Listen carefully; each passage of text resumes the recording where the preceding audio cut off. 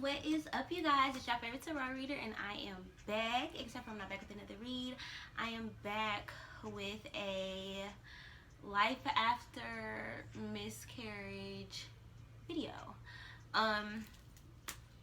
Yeah, I don't really know, kind of like, let's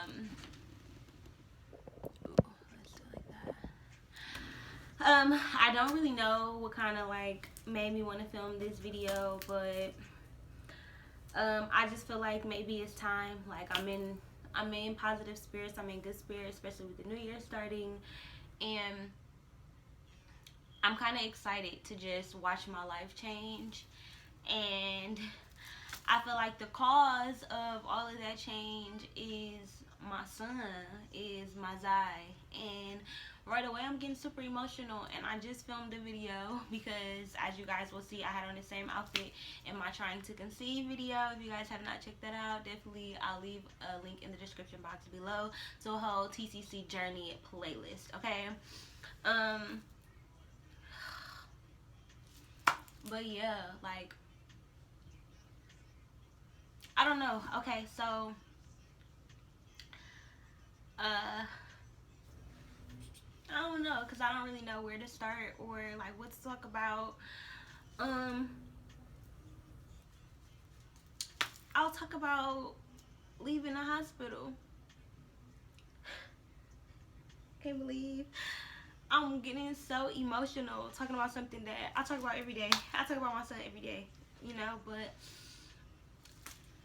I'm changing my life around, and I'm taking YouTube seriously, and I'm deciding that my testimony is going to help, you know. So maybe mothers who are going through what I'm going through might stumble across this video, or maybe if you're in the hospital thinking you might lose your child and you're wondering, or God may even send this video to somebody newsfeed randomly, because this might be something that they're gonna go through, and it sucks and it's sad. But so many women are dealing with this shit, and it's sad. It fucking sucks.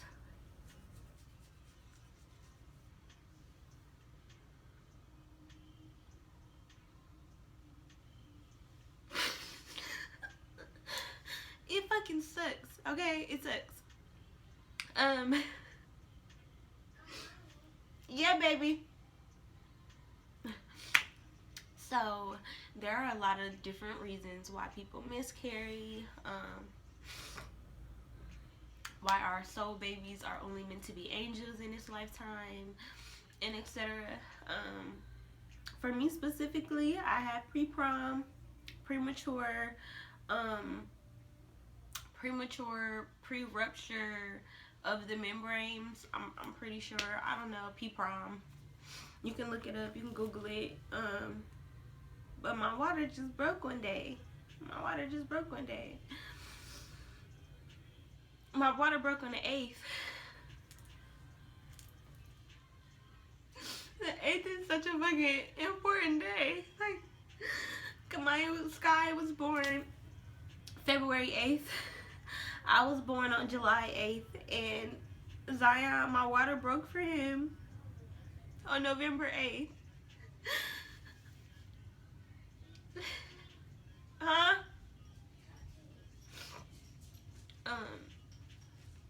Mommy's working, baby. I'm so hungry. You just ate your toaster strudels. What you want? I want hot dogs. You want hot dogs? You can have hot dogs for lunch at like 11:30, okay? Would you like a snack? Would you like some chips, or would you like a Reese? Reese.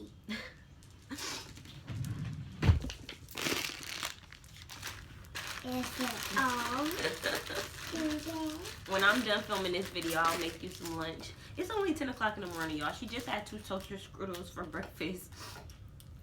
But I can get why she's probably hungry again. Okay, go ahead. I guess I needed a break from crying really quickly. But yeah,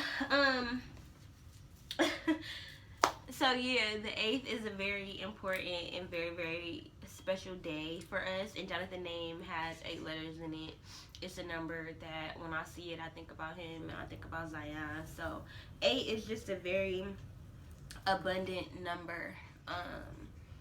It's a very abundant number, and it looks like a very full figured woman, and it just is it's comforting to think about. But yeah, so let's get into when I left the hospital. I couldn't walk out those doors. I was walking so slow. And it's walking out, like, we cleaned up our room, and then and then the nurse was like walking us out and stuff, and she just like, I had a miscarriage too. And the thing that helped me was writing my baby a letter. Like, Why are you crying? because mommy's working and mommy's doing a video about Zion.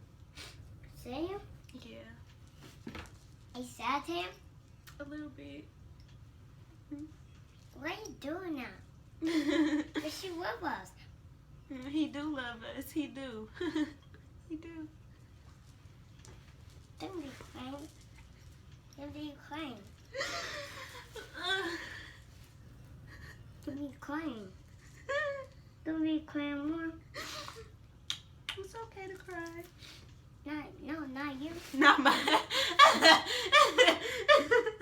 Not mommy. Why? Because I want to make you happy. You want to make mommy happy? You make mommy so happy. Why? I love you.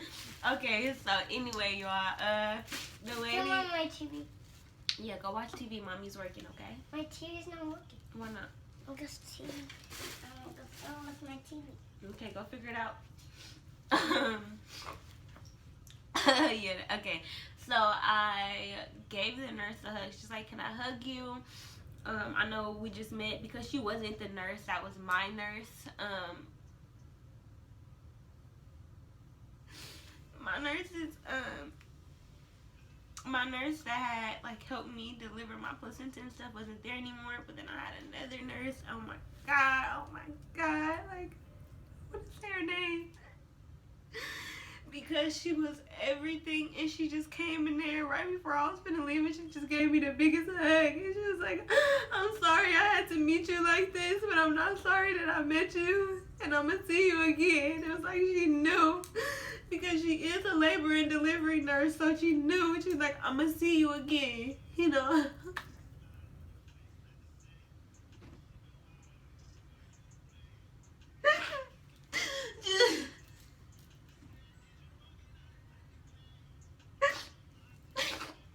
She just embraced me. Like, her hug was so comforting. Like, I didn't.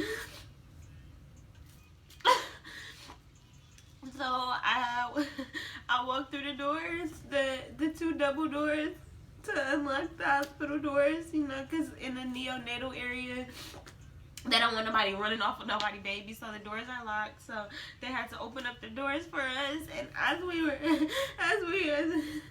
as me and Jonathan, I'm sorry if this video is like all over the place or whatever, but as me and Jonathan were leaving the hospital, everybody was staring at us. Are you not sad?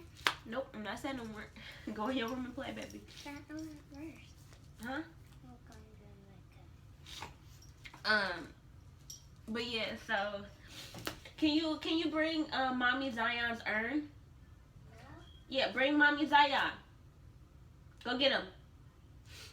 So yeah, after that, yeah, they had given us a little memory box earlier in the day.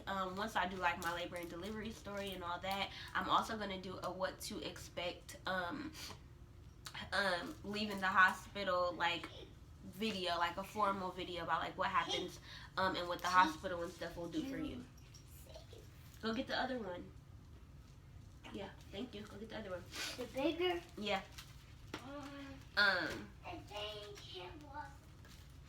So yeah, I hate that this video is becoming all over the place.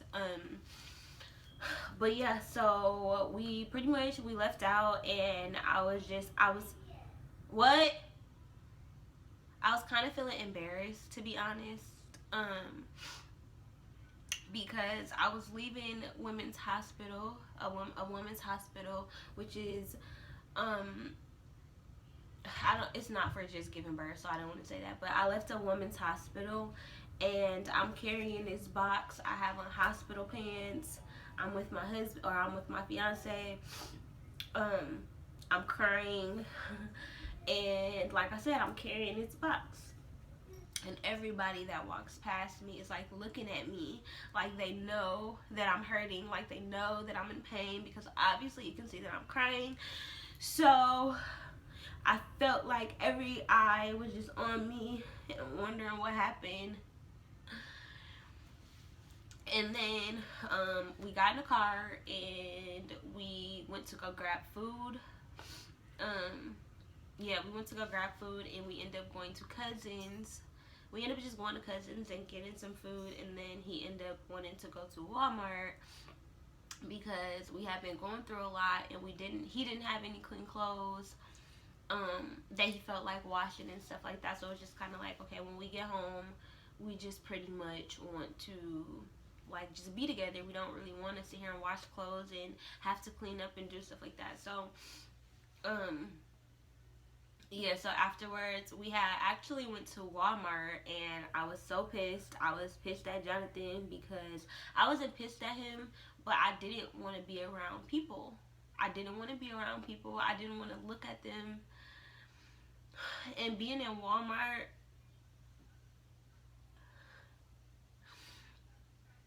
I want to say, was traumatic. Like,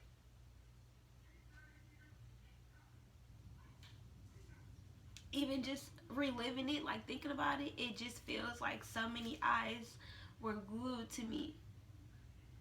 And I believe that I'm a prophet. I believe that I'm one of God's angels. And I believe that there's already a light that emulates through me. And I feel like my light had been so dimmed that it was noticeable, if that makes sense. Like, you ever been so sad that it's like we can't ignore your sadness? That's how I felt. My eyes kept swelling up. My eyes kept watering, and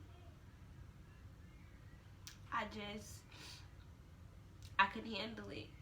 And then Jonathan, somebody called him for something, and when he went, and I just remember feeling like, this is so inconsiderate. Like, this is so inconsiderate right now. I remember him being on the phone with his best friend Abdir. And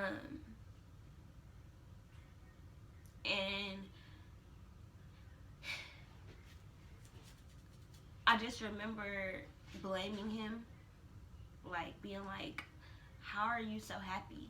You know, like, how are you laughing on the phone with your friend? How are you just okay? And in hindsight, I realized that he was being okay for me. He was being strong for me. But in the moment, you're not thinking about that. In the moment, you're looking at your significant other, and if they don't look like how you look, even if they do, you think your grief is so big that it's bigger than everybody else's. And I kept looking at him, and I'm just like, what the fuck? Like, you on the phone, like, you at Walmart, you talking to people, like, you at the gas station. And we was at the gas station for like 10 minutes. I don't know what the fuck he was doing, if he was waiting on somebody to pull up or what, but I was so annoyed and irritated and agitated, and I'm just like, I want to go home. Like, I want to go home. It was a man outside the gas station. I remember he was asking for change, but he kept looking at me. Like, he was looking me in my face like this. And everybody that had passed me was looking at me in my face, like, because I was crying. You could physically, visibly see me crying. And if I see somebody crying, shit, I think I'm gonna look at them too. It's like, dang, I feel bad for you, you know? So people just naturally do that. And I'm like, okay, I really just fucking want to go home. Like, I want to go home. I want to go home, period. I want to go home. So we at the gas station. I end up telling him, like, I'm ready to go home. We pull up somewhere. The people not even fucking there. They're not even there. So we end up doing all that shit for nothing. Went to the liquor store. He left me in a car by myself while he went to the liquor store. I wanted some wine. We wanted some wine. We wanted to just enjoy each other and hold each other, and that's exactly what the fuck we did. So we got the wine, and I just remember getting home, and me and him did not know what to do.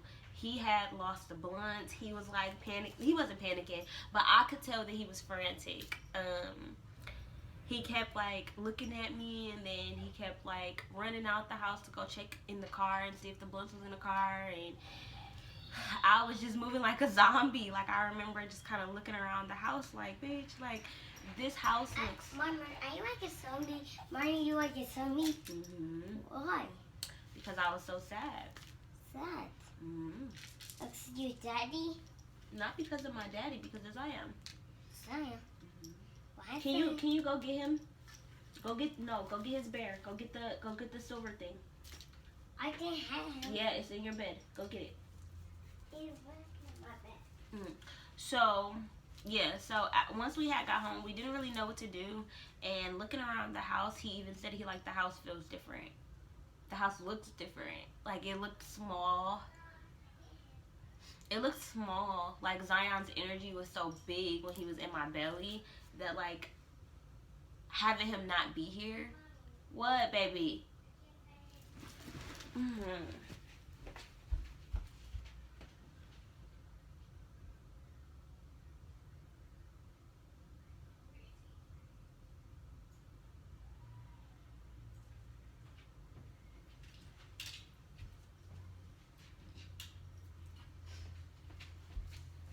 I'm sorry, y'all. I'm sorry if it seemed like I'm getting, like, agitated, because I'm not gonna lie, I am. It's very hard to talk about it, and I haven't talked about it, so it kind of feels strange to be bringing it back up and kind of reliving it like this. If you guys didn't know, this is Zion. This is my son. His little cute self. Let me find a really, really nice picture of him. This is my favorite picture of my son.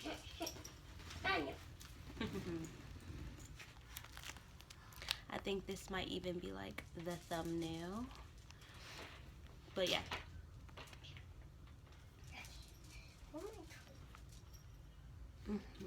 That's my son. It's my son. That's my son. So yeah, once we kind of settled down and kind of got back into our groove, Kamaya, please go in your room and play. Please go in your room, because mommy's working, okay? Thank you, honey bun. So after we had kind of got back into the groove of things, and we kind of settled down, he had ended up rolling up the blunts. I put on the song Zion by Lauryn Hill, and I played it twice, and we got in the shower together. I just let him wash me up, and I cried in his arms, and we just kind of let the water like surround us and our tears. Like, it was like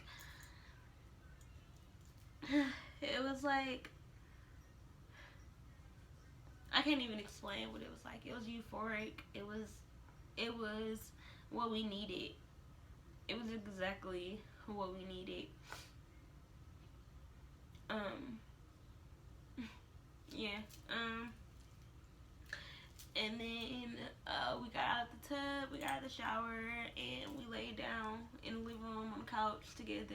And I recorded the whole thing. It was like an hour and 45-minute video of us just sitting there talking and crying and drinking and smoking. And we was laughing with each other, we was crying with each other, we was hugging on each other.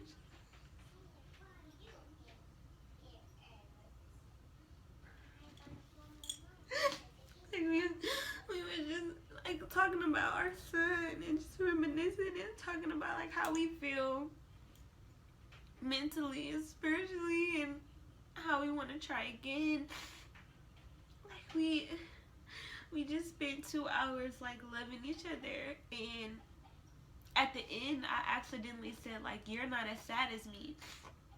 And I looked at his face, and I saw his face, and he was like, I could tell that he was really, really taken back by what I had just said, and I immediately felt so bad.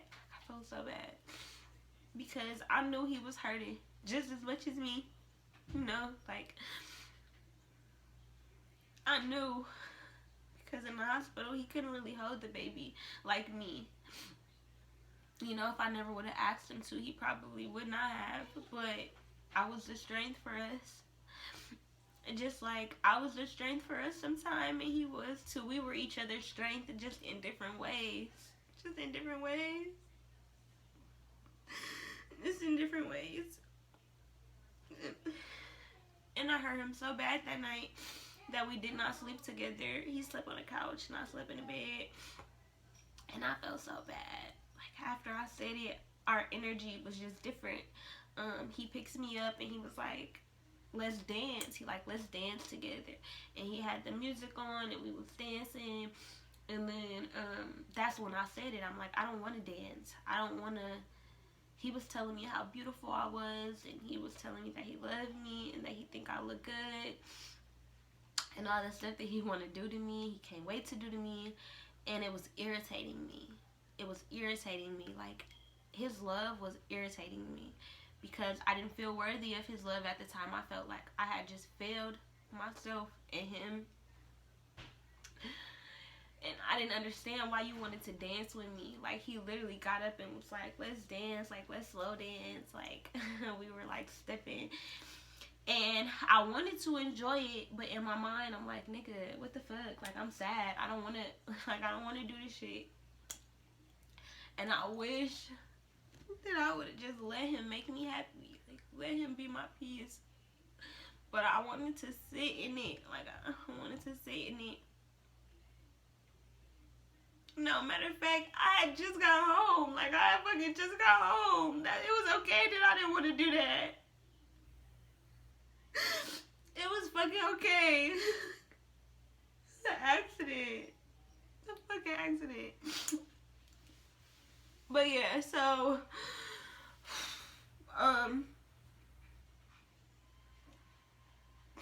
that was pretty much just a day. The week following that, Jonathan was working every day, so I was sometimes like home alone and just sad, and I would just lay in the bed and hold his blanket and look at his pictures every day, and I felt so bad. Any day that I didn't look at his pictures, I felt so bad. And some days I was scared to look. Some days I was scared to see him like that. Like, and I'll talk about it in probably my labor and delivery video, but I was kind of scared of my baby. Like, I was kind of scared of him. Just because of, like, how he looked, and it looked sad, and he,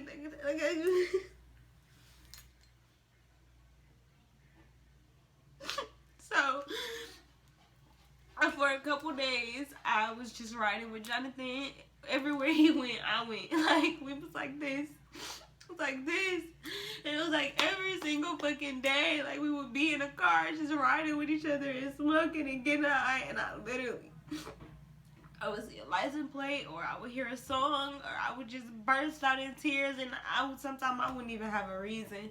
It's just like, damn. Like, I'm not pregnant. And like, when we first lost the baby, I kept joking, like, I'm not pregnant no more. Like, I can smoke now. I can do this now. I can drink. Like, it was like, I was trying to find reasons to be happy about it. I'm like, well, we get to kick it now. We young. We get to kick it in our relationship before the responsibility. It's like, bitch, now you got the responsibility of grief. And not only grief for you, but grief for your man, for your child, for your family. Like, what? Grief is just something that I've never really experienced before. I've only had one person pass away, which was my grandma, and I don't remember how I handled that. I don't remember. I was young. What are you doing, Sky? Why are you playing in water? Are you washing your hands, or are you playing in water? No, what? It wasn't her. I'm supposed to wash her. Okay, she washed now, baby. That's enough. I don't like my clothes. Come here. Come here, cause it's too big. It keep coming off. You want to take it off? You can take it off. Go ahead. What you want to put on? I'm King Ariel. I need this dress. Go get your Ariel dress. Go get it. I'll put it on for you. I don't like Ariel dress. I want to red. But yeah, so Kamaya, relax. God.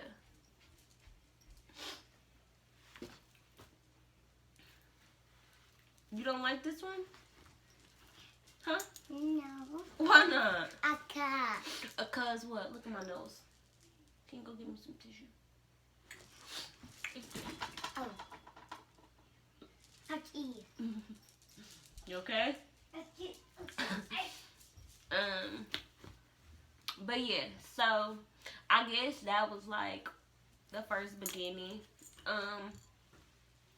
And then I would say, thank you, Boobush.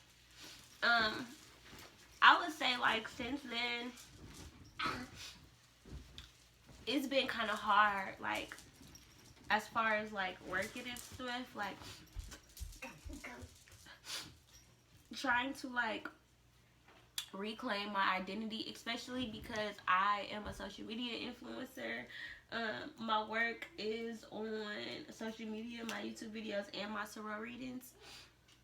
So I am a person who has to go live and do readings and bring up my clientele and, you know, put work in. And it was just very hard to do so, like, in the energy that I was in. Mommy, can I see? No, right? Come here. I feel like you see mommy doing something, so you shouldn't be rude, baby. Go in your room and go play, please, until I'm done working. That's all I'm asking you to do, honey bun. That's all. Can you just go play? You upset? Why? Because why? We spend all day together. I'm doing a 30-minute video. All I ask you to do is go play in your room. You have toys, you got a TV, you're smart, you know how to do stuff. So what's the problem? Because I don't understand. You don't understand? Don't understand what? Some people. You don't understand some people? Mommy don't understand some people either. That's okay. You don't have to understand everybody, and everybody's not going to understand you. I need no car. You need a new car? Yes. Wait, for who? For what? My car pink. You need a new car? No, mommy needs a new car. No, I need a new car. Me too. Do you want to put this on? I give me I got to tell you go dark outside. You don't want to put it on? And get dark outside. What, just want to get dark outside? Okay, go in your room and play. Okay. This video is all over the place. But this is my life after miscarriage. I get irritated pretty quickly. I get frustrated. I question everything. Like, why the fuck? Like, life after grief, like life after miscarriage, I would say is optimistic, or at least it can be, because now that I've had something like this happen to me, like I literally had a near-death experience. Yeah, because I lost so many liters of blood. So it's like, it kind of made me want to live. Like, it made me want to enjoy myself and enjoy my life. And it made me recognize that it is a blessing to be here. It is a blessing to get pregnant. It is a blessing to have Kamaya. Even when I'm upset at her, even when, like, now she's irritable, she's nosy, all up in my face, all I wanting to be around me. And sometimes, like, I have these moments where it's like, even, and I'm having one, I guess, right now on camera for you guys to see, just so that y'all can kind of understand and not be hard on yourself. Sometimes you don't understand in the moment why you're irritated or why you're experiencing what you're experiencing, like right now. I am a little bit, I have been a little bit irritable with Kamaya. Just because, for one, she knows that I'm working. She's not a baby. Like, she understands. She knows that I'm working. And just for two, the topic that I'm talking about, I am a little anxious talking about it. Not that I feel nervous, but it's just like, it's bringing up a lot of feelings. Like, it's bringing up a lot of emotions and memories. And it's like I felt like she was interrupting her brother. And that upset me. Like, I'm talking about your brother. You know, it's his turn. And you're being rude. But if he was here, she would do that. Like, kids do that, especially when they're the bigger sibling. So I'm kind of having to take a step back and recognize my actions. I think that's a big thing after miscarriage, is you become more aware of yourself and the people around you, or at least I did. Because I felt like everybody was staring at me, it made me see other people more. Like, wow, people are really staring at me and they don't know what the fuck I'm going through right now. It made me think, like, damn, I look at other people and I never know what they're going through. Like, it made me want to have compassion for other people. Like, it made me think, like, damn, you really just don't know what a person is facing. Like, you don't know what demons they're battling. You don't know what just happened in their life. You never know. So it made me just want to be kinder. It definitely made me want to be kinder. When I first left the hospital, like the first week, I'm not gonna lie, I would say like the first 2 weeks, I did not reply to anybody on Facebook. I did not reply to any of my friends, even my best friends. I didn't want to see people. I didn't want to go to my mom's house. I didn't want to allow her to come over here to help me. I didn't want to be around anybody, just Jonathan. Like, Jonathan was the only person that I wanted to be with, and I would be with him all day. And I noticed after a while that if you continue to push the people away who are trying to be there for you, they'll just go away. And sometimes we push away people when we need them, and we don't realize that we need them. And I think my baby passing kind of showed me how much we do need people. You know, how much we do care about people, and we should cherish them when they are in our lives. Because I look at my pregnancy and it's just like, I was a bitch, you know, like I was hurting and I was going through a lot and I was stressed out.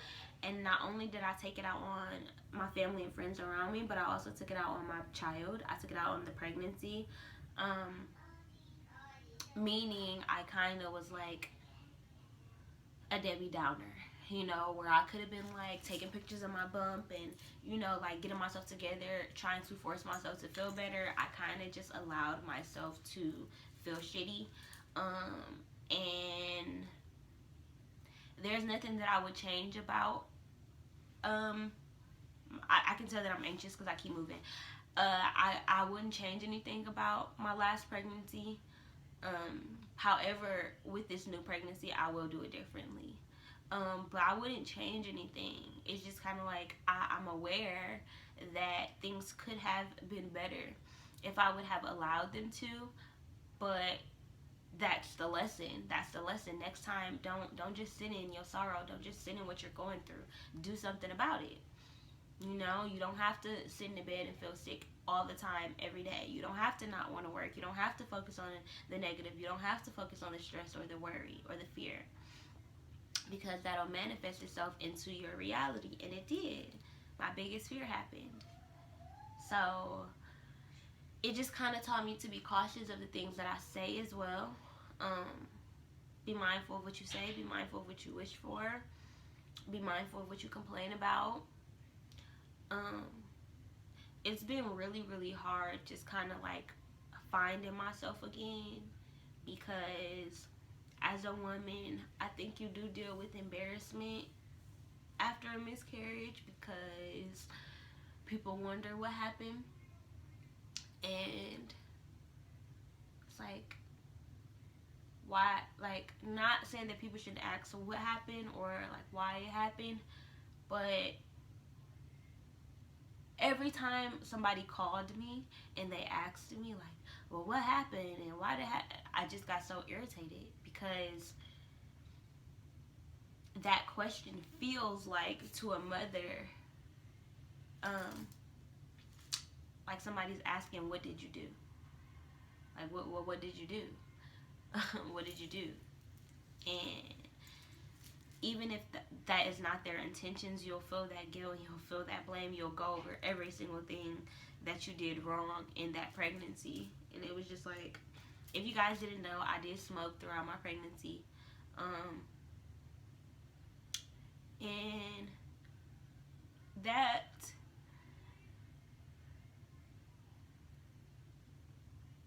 it made me look at smoking differently. And the blame is not on me smoking. I hate that I smoked, you know. I wish that I would have had a little bit more discipline, but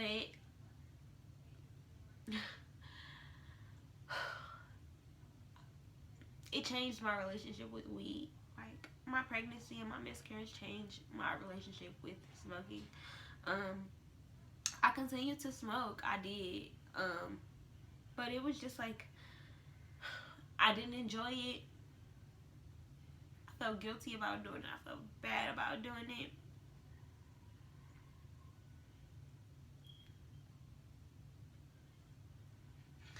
Because my baby was such an innocent soul, you know? Like, you don't know what they feeling when you smoking. You don't know what's happening. And for so long, I kept telling myself, once I get to the second trimester, I'm going to stop smoking, which I did. But it was so abrupt. It was like, as soon as I hit 12 weeks, I stopped smoking. And who knows if my baby could handle that. Like, my baby had been used to, for 12 weeks, me smoking every day. It had became my baby's food and water. His habitat. And then I took it away because I felt like I was doing him justice. I felt like I was doing the right thing. But then it felt like what if he needed it to survive? Or what if it had become something that's like your body going through withdrawals? Like, if you are a drug addict, let's say, and you go to rehab or something, they're going to give you like Suboxone or Ceputex or something. Like, they're going to give you a drug that's not really a drug, but that's going to help you get off drugs. It's going to help curb your cravings. Like, it's going to make you not want it as much because you feel a little ounce of high.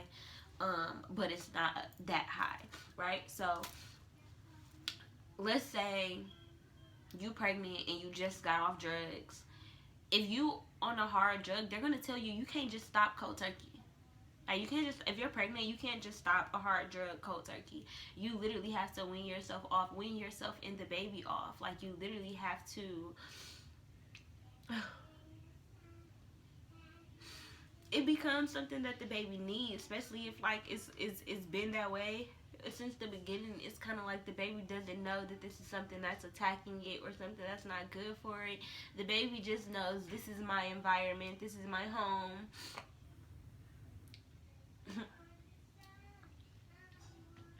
So life after miscarriage, it definitely made me not want to smoke anymore, and I have officially stopped smoking. I have officially stopped smoking.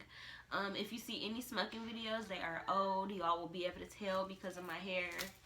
But yeah, I am no longer smoking. I don't want to smoke anymore. That is not, it's not something that I want to do. And it's not bad. I don't look at it as bad. I do make edibles. I make and sell edibles. just because it's not just about a high. That's why weed is becoming legal, because it does have a lot of properties, and it does have a lot of healing properties outside of just smoking it. So now, even like when I'm not pregnant anymore and stuff like that, I do plan on like pursuing cannabis still, like cooking with it, like making meals for like patients and stuff like that, making edibles for kids with cancer and like little stuff like that. I'm still interested in, but my miscarriage changed my relationship with smoking. And smoking was a big part of my identity. Smoking was what I did on Snapchat and social media, and it was how I felt cute, and it was so not being able to do that and stuff anymore.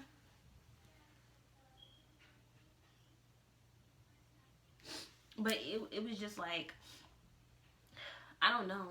It was hard kind of finding out who I was after my miscarriage, because people on social media get tired of you posting about your grief. Um, they want to see a specific type of person. Whoever is following you for their own motives. Whether it be because you're motivational, or because they like the way you look, or they like the clothes you wear, they like your lifestyle, they like something about you, or maybe even they don't. You know, but when you're grieving, I feel like you can't really give much to other people who are not going through what you're going through. Or who has not been through what you're going through. Because even for me, before our baby had died, when Jonathan was having, I think he had 2 people pass away. He had an uncle, and then he had a friend who was like a brother. Rest in peace to Justice. That is my son's middle name. His name is Zion Justice Jasper. But yeah, and it was his first heavenly birthday recently that just passed as well. So happy birthday. But yeah, when he was going through grief, I didn't really know how to be there for him. I was kind of just there for him. I never told him like, oh, it's going to be okay. I just didn't really say much to him. Like, I didn't really mention it too much. I didn't say, oh, it's going to be okay. You're going to be happy and it's fine. And I just kind of told him like, they up there with their peoples, you know? And I just remember on Father's Day, I made his father and his grandpa and his Uncle Phil a little flower arrangement, and I lit candles, and I just prayed over him that night. And he hadn't seen me do that. I didn't tell him that I did it. I just did it because it was something that I felt he needed. You know, like I felt he needed his people around him, his ancestors in our house, you know, giving him their presence. And sometimes that's what grief is, doing stuff for people without them having to ask. That was Jonathan's big thing. He hated that people wouldn't just, like, people would just ask him, like, hey, if you need anything, ask me. And he's just like, you know I need stuff, just give it to me. Like, you know I need food, bring me food. Y'all know our house dirty because we stressed out and we don't feel like cleaning. Like, come help us out. It was kind of like he was expecting people to just do for us. And I'm not gonna lie, I wasn't expecting it, but I wanted it. Like, I wanted my mom to like cook us food and like just do stuff for us. I really just wanted her there. I wanted people, but I didn't want to be around at the same time. It's kind of like, I don't want y'all judging me, but I need somebody, you know. So it's getting a lot easier every day. Every day I don't cry anymore. It gets to the point where it hurts a little less. And then some days you'll have days where it hurts so unbearable that your body hurt. And all you can do is like lay down.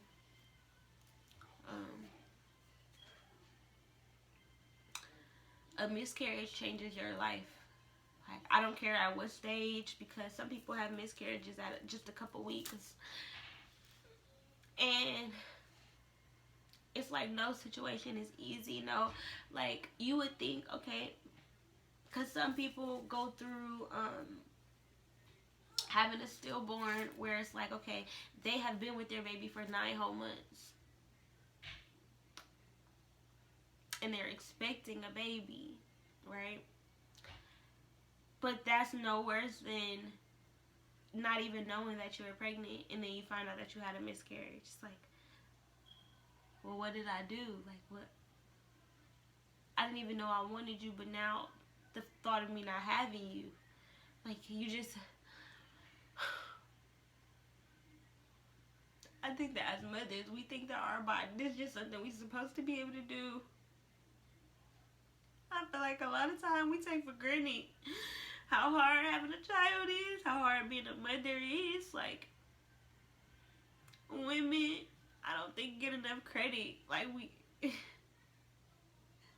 we can die just bringing another life into this world. Like, I almost died. I almost fucking died. I never in a million years thought that would be my birth story. Thought that I did. And watching myself go through that, like, I feel like an outer body experience. Like, my whole birth story, and I cannot wait to tell you all that story, but my whole birth story was just hard. It was hard every step of the way. My whole pregnancy, everything was fucking hard. And it's sad. Like, I remember getting contractions and telling myself, like, bitch, you faking. Like, your stomach don't hurt. You know, you...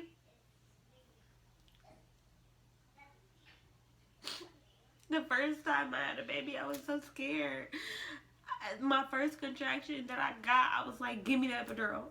I only got one, and it hurted so bad. Like, I'm a person who always gets labor in my back. Like, I had labor in my back with Zion and with Kamaya, and I'm pretty sure I'll have it with these babies as well. But, yeah, like,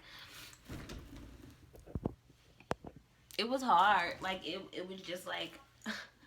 I didn't want to believe that I was in the process of going through labor. I'm like, in my mind, I'm thinking miscarriage is just like a pool of blood just gonna pop out and that's it. I had no idea. I had no idea that I would have a son. Like,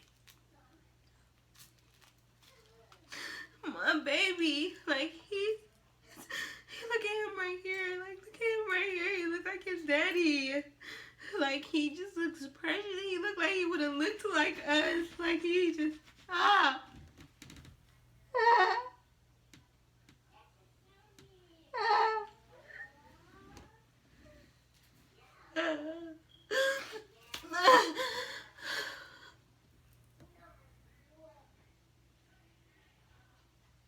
Son.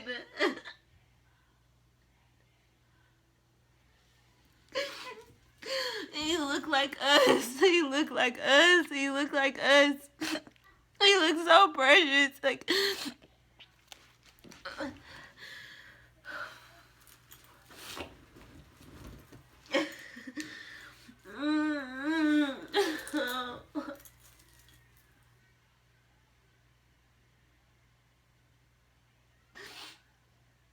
life after a miscarriage is fucking hard. It's really, really hard, but I personally feel like my son is like a bringer of souls. Like, if you guys have ever heard of the Nephilim, they are the giants. They are giant beings. They are giant angels. I feel like my son was that. Like, my son was 16 weeks. And look at him. Oh, they don't got no full body picture of him. They don't got no full body picture of him. This picture scared me a lot when I look at it sometimes. I'm not going to show you guys because that one is a personal one. This one kind of scared, these two kind of scare me a little bit. And then sometimes I feel like he looks different, like as if his energy is in the pictures looking back at me, and sometimes it gets too intense where it's like I know he's staring at me, like I know, and then I can't look. But man, like this, like, I don't know. I don't fucking know. This has been a journey, though, for sure. Um, yeah, I don't know. You know, I don't know.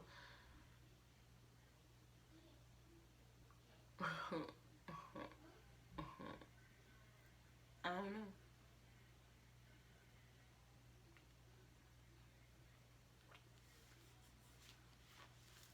I don't know. Hmm.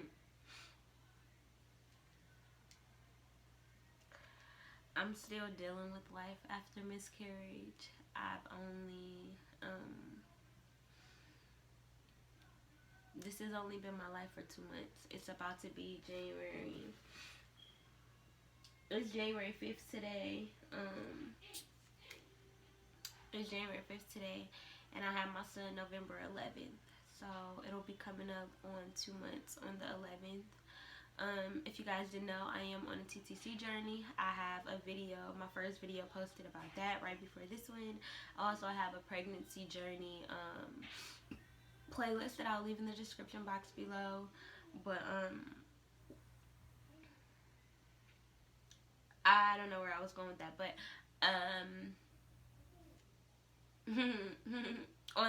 on the 11th I can officially test and see if I'm pregnant. The 11th of January will be the day that I will miss my period if I don't get my period. So I'll give you guys an update on that. I hope you guys enjoyed this video. I hope it wasn't too all over the place. I hope my crying wasn't too much for you guys.